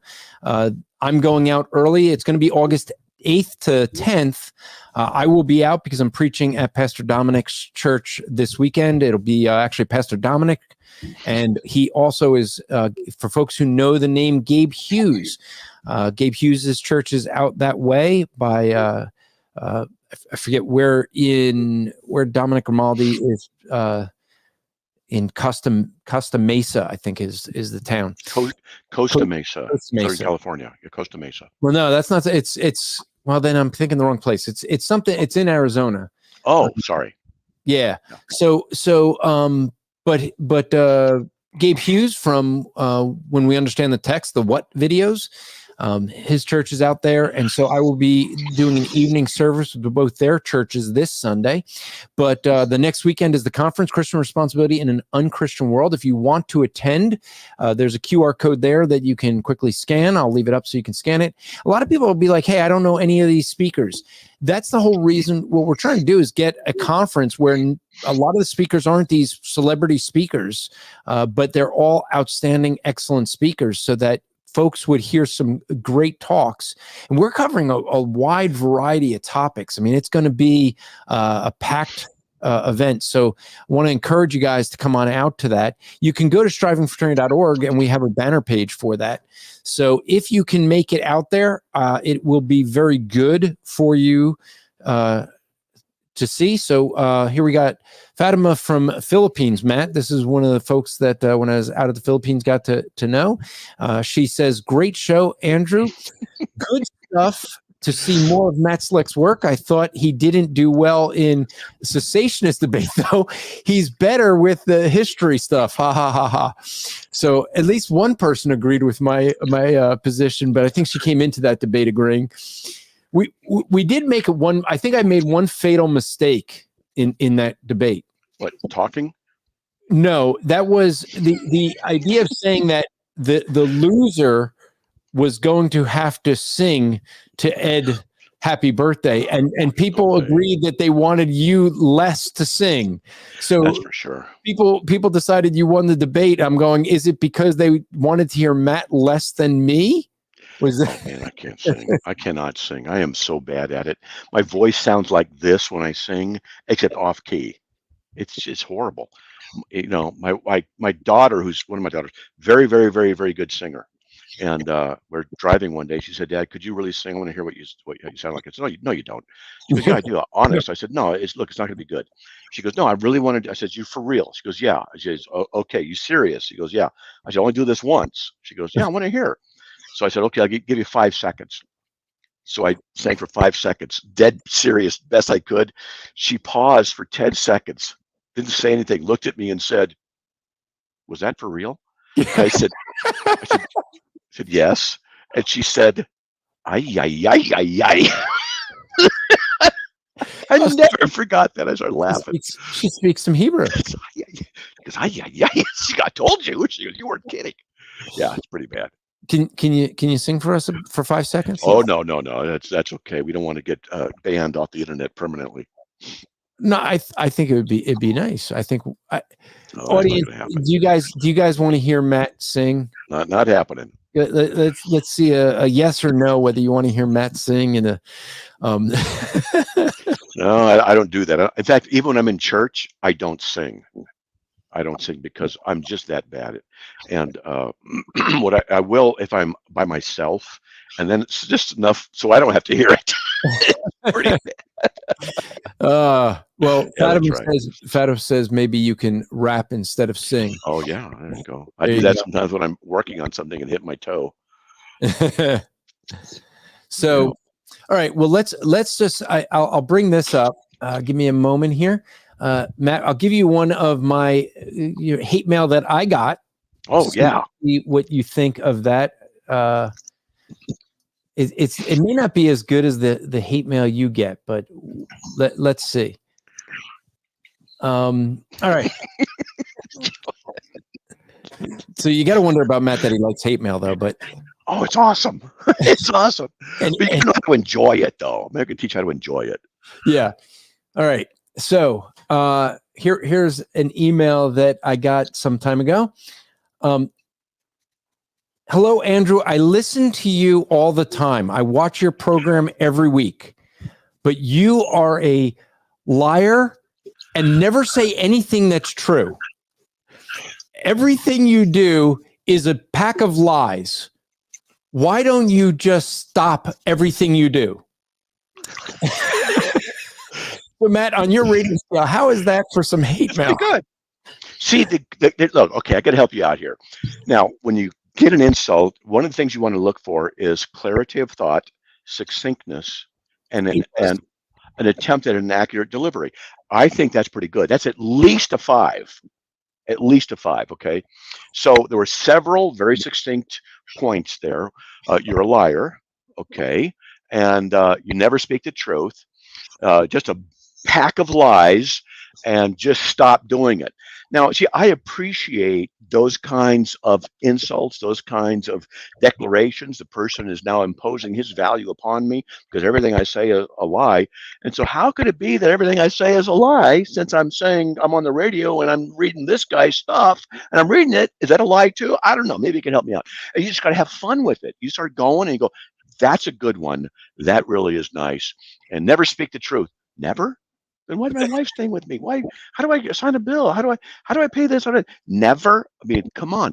Maybe he does not have all his paws in the litter box. You know, there's some issues there. His quantum tunneling doesn't work. All right. Yeah. Well, my response to him was actually, well, I'm glad you continue listening every week. I mean, the first thing that hit me was he listens every week, but everything I say is a lie. Everything you say is a lie. That's right.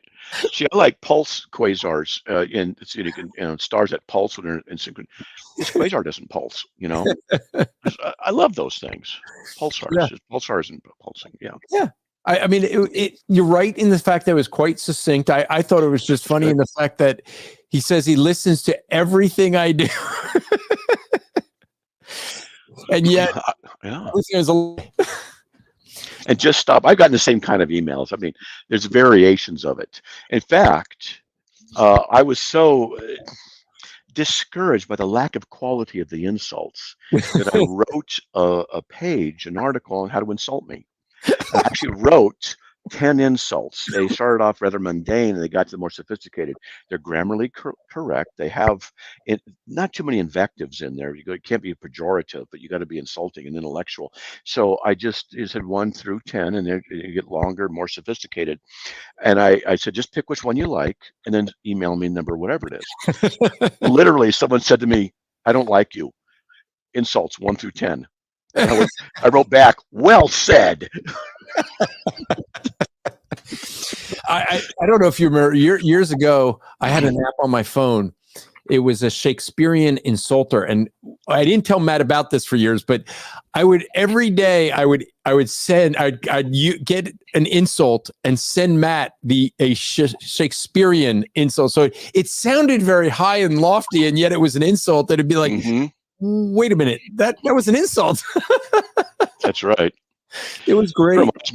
You remind me, there's 3 Little Pigs, like you've never heard him before. It's a guy does 3 Little Pigs with Shakespearean style. It is so good. Oh, yeah, so good. Oh yeah, you got to watch it. It's just well done, very entertaining. And in fact, I'll put it in right here in the text. It's easy to find, but it was thoroughly enjoyable the way he was doing it. And there it is. Okay, so it's on YouTube.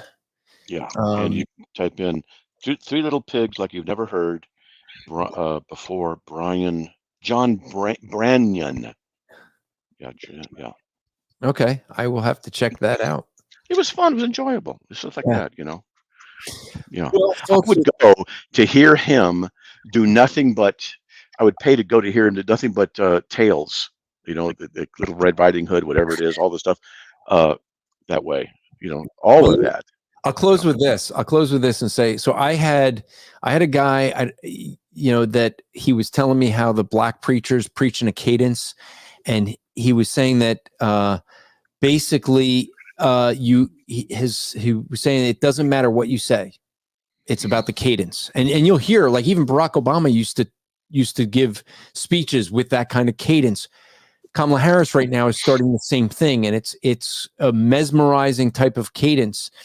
And he said, I could preach a nursery rhyme, and people who are used to the black churches would know to say amen at the right moments. And I'm like, how would you preach a nursery rhyme? And literally, we're in this missionary housing in the lobby. And so he starts preaching, Little Miss Muffet, she sat on her tuffet. And he's that with that kind of cadence. And literally, this woman walks through the lobby and goes, amen, brother, preach it. And I just stopped. I'm looking at him. He looks at me and goes, told you. I mean, just some random woman is walking through and she's saying amen. I'm like, do you even know what he was saying? He was preaching a nursery rhyme. But amen, brother. Keep preaching. Yikes. Well, I'm trying to find a black church. The black preacher does little cadence, but he's Calvinist. Oh. Yeah. Well, with that, folks, go check out carm.org. We've showed you two of the articles written. Okay, they were political articles, but there's a ton of other theological articles out there. I should say, with full disclosure, I used to be on the board of directors at carm.org, so I don't think that makes me biased in any way. It means that I fully supported the ministry for many, many years before that, and that's why they asked me to be on the board. So, but I still support them even when I'm not on the board. So it's a great ministry, great work being done there. Go check out their articles, carm.org.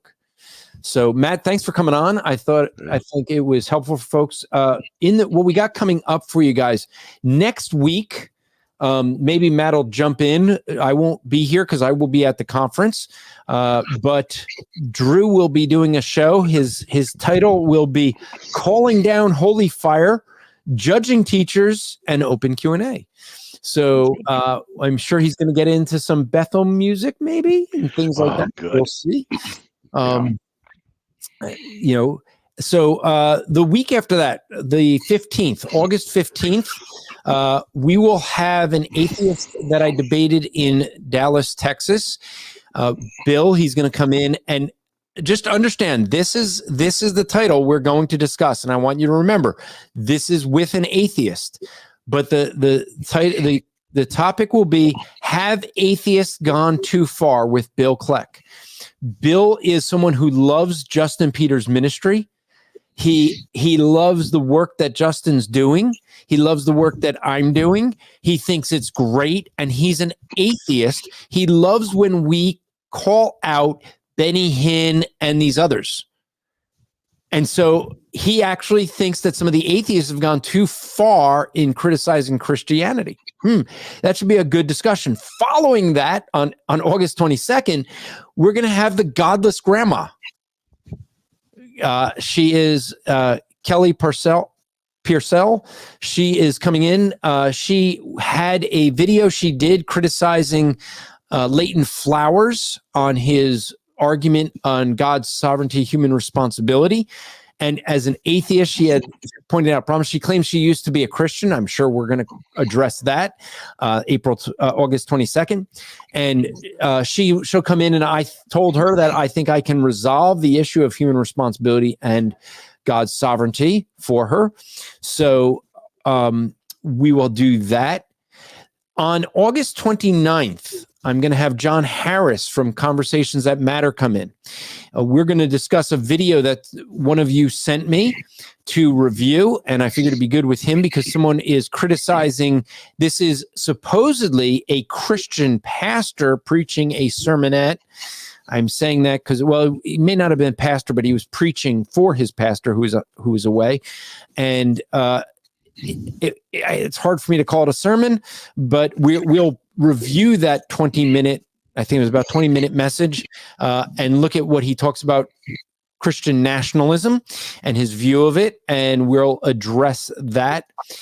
So it should be quite interesting. Now, in all of September, what we'll do, September's episodes are going to be devoted to some counseling topics, and it may go past September, we'll see. But the topics we plan to cover is in this order. We're going to cover communication, anger, marriage, parenting, anxiety, depression, money, and sexual sins. And we're going to have our two speakers at Striving for Eternity, Aaron Brewster, who many of you here know. You've seen him. And also our other speaker, Anthony Russo, who both of them are ACBC counselors. We'll also have my pastor and his wife, who both of them are also ACBC counselors. So we're going to be dealing with these topics from a counseling perspective.